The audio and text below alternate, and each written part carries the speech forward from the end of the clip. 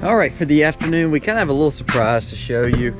I'd say it's a surprise. It is a surprise. It's a new animal coming to the farm with one sole purpose. Let me get this trailer hooked up and I'll tell you a little bit of what we're doing and why.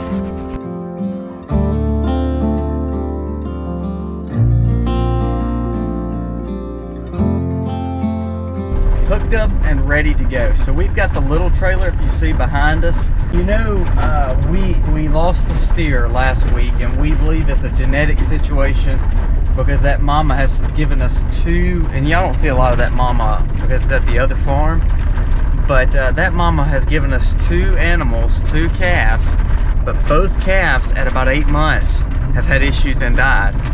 So we're knowing there's a genetic issue or a recessive gene she's passing along that is not doing what we wanted to do. So we're going to be culling her very soon, but the reason we're making this video now and the reason we're going to get another one is because of that reason.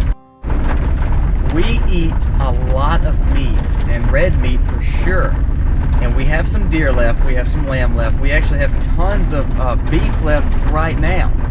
But being that we lost one of those steers, we're needing meat to already have in place for 2022.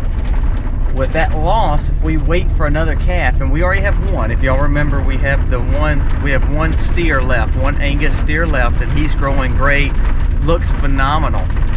But we were hoping for both steer to kind of get us above the threshold. For us, being a family of 8, we eat a lot of meat. So therefore, we have to have at least 2 to 3 steer a year to really kind of pack our freezers and feed us throughout a year.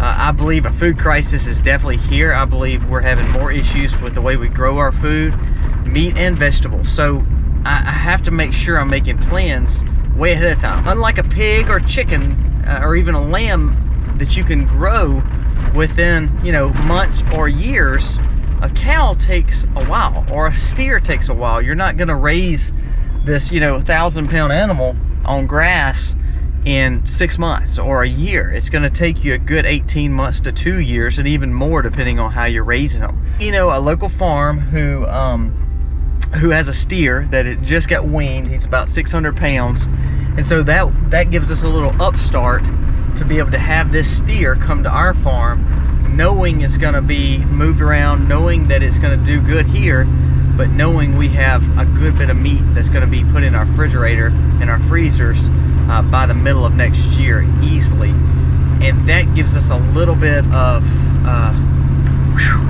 because we lost one, and so therefore our loss in that animal, the buying of this animal, it is not cost effective. However, it is sustainable, and therefore I need to replace the animal I just lost.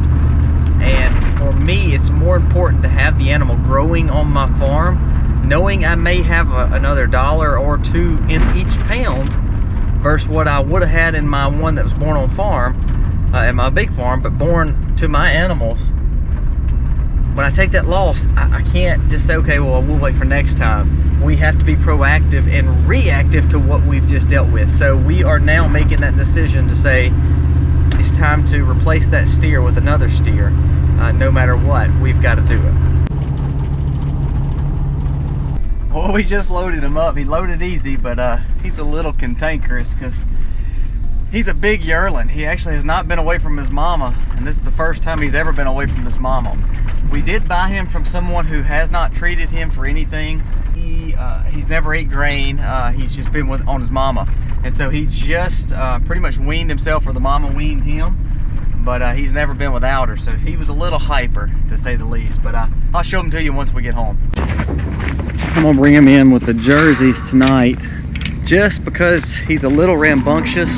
It's late, and all my beef cows are in temporary fencing. I don't need to jeopardize losing him or him getting out and not knowing his area looking for his mama. I'm gonna close off the jerseys right now so they won't be too curious and come out. And then what I'm gonna do is I back him in. It is getting late, so it's a little dark, but I want to show you. I want to show you this guy. He's a stud, and then we'll talk about a little bit more what I think about him and why we chose him. Fixing to let him out, meet his new buddies for right now. Reason we chose him, he's got a good build, he comes from a good farm, and he's got some good meat on him. I didn't realize how important bloodlines were. I thought you could raise any animal and you know, adapt them to your farm and do well, and I think you can with a lot of animals. But such as Elsa, if you remember our dairy cow that didn't do well, and like this mama who keeps throwing these babies, who tends to not, they're not growing, and they're having a major issue. And it's not just with our farm. I don't think there's anything that could help them. I just think they're weak, and since we're not treating, since we're doing things different, I realized that bloodlines are important. So when we were looking for a steer, this one was raised on farm. He's never been away from his mom. He's never had anything in his system. They did worm, which we're not completely for, but we're gonna try to get that out of him for sure. They did worm him once, but he looks good. He's growing great. I'm anxious to introduce him to our herd, and I think he's gonna provide good meat for us in the near future. I'm gonna introduce you. I'm gonna let you look at him. We're gonna try to get him out, and hopefully he won't go nuts. Hey buddy, come on. Now he will not stay with the dairy, but the dairy are in permanent fence, so they're a little, I think it's a little bit safer to put him here tonight and let him kind of calm down and not try to go in the temporary fence tonight. Come on, dude. Come on, dude. There you go. Good job, bud. So he'll get his bearings for a little bit. But look at his size. I mean, he is a good sized animal. And I think he's only 6 to 7 months based on some of the information we got from the original owner. He looks good. He comes from a mama that's a half Bramer, half Angus, and had some red tinge to him. So he is beautiful. Anxious to see how he does. He's never been used to feed. He's only just gotten weaned, but he has just got great structure. So I'm real pleased with him. Actually, he looked better than our steers. Petey, he reminds me a lot of Petey's build, unlike Ike and of course Kristoff.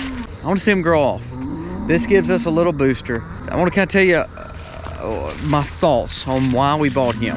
So we paid about $1.30 a pound for him.